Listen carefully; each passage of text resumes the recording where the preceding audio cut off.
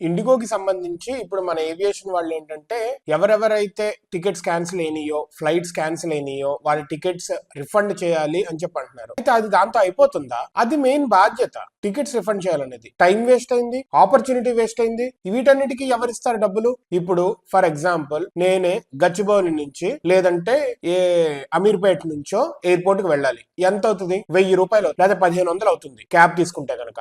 So వెళ్ళి రావడానికి 3000, ticket ఒక 5000. అక్కడ ఒక రోజంతా వేస్ట్. అక్కడ నుంచి కనెక్టింగ్ ఫ్లైట్ ఇంకొక దగ్గర ఎక్కడైనా ఉందనుకోండి, అక్కడ ఇంకొక 5000. దాని డబ్బులు ఎవరిస్తారు? ఈ కమ్యూటింగ్ డబ్బులు ఎవరిస్తారు? రోజు వేస్ట్ అయింది, దాని డబ్బులు ఎవరిస్తారు?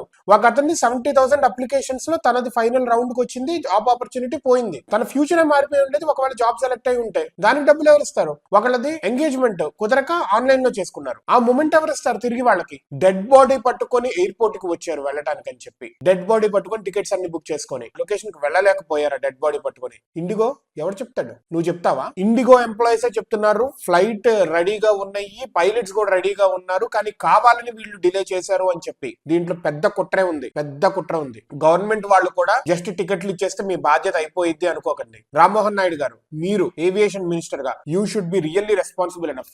అపాలజీ చెప్పి మీ బాధను వ్యక్తం చేస్తే కాదు, మీ బాధ కాదు కావాల్సింది, ప్రజల బాధని మీరు ఎలా తీసుకుంటున్నారు? వాళ్ళ టికెట్ల డబ్బులు వాళ్ళకి ఇవ్వటం అనేది that is mandatory, that is mandatory. అది నేనేమన్నా సినిమాకి వెళ్తున్నానా? సినిమా క్యాన్సిల్ అయితే టికెట్ డబ్బులు వెనక్కి ఇవ్వడానికి కాదు కదా. అది అంత దూరం అన్నప్పుడు, అంత దూరంకి వెళ్తున్నా అన్నప్పుడు మరి ఆ కమ్యూటింగ్ డబ్బులు, ఆ టైం వేస్ట్ ఇదంతా ఎవరికి ఇస్తారు?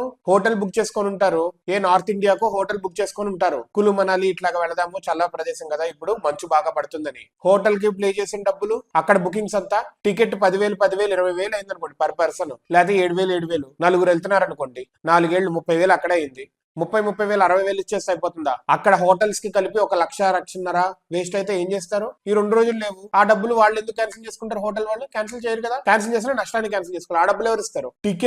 టికెట్ కి డబుల్ రిఫండ్ ఇవ్వాలి, ఆర్ఎల్స్ టికెట్ డబ్బులు ఇచ్చి 6 నెలల లోపు 8 నెలల లోపు సంవత్సరం లోపు ఇంకొక టికెట్ అడ్వాన్స్ బుకింగ్ కింద ఒకటి ఫ్రీ టికెట్ కూడా ఇవ్వాలి. This is a minimum thing. లేతే ఇండిగోకి స్లాట్స్ తగ్గించేసేయండి. మీరు గవర్నమెంట్ వాళ్ళు ముసలి కన్నీరు కారిస్తే కుదరదు. మీరు కరెక్ట్ గా ముందు నుంచి మీరు స్ట్రాంగ్ లేకుండా మోనోపాలీలా తీసుకొచ్చేస్తే కుదరదు. Government you should be really apologetic. Government you should be really apologetic to the people because of your negligence, not IndiGo. IndiGo వాళ్ళని చెప్పు తీసుకొట్టండి, ఏదో ఒకటి చేయండి, పీకేస్తే పీకేసేయండి. ఒక ఎయిర్లైన్స్ పోతే ఇంకో ఎయిర్లైన్స్ రావడానికి క్యాపిటలిస్ట్ చాలా మంది ఉన్నారు, పీకితే పీకేసేయండి, ప్రాబ్లమే లేదు. But government is responsible for this negligence.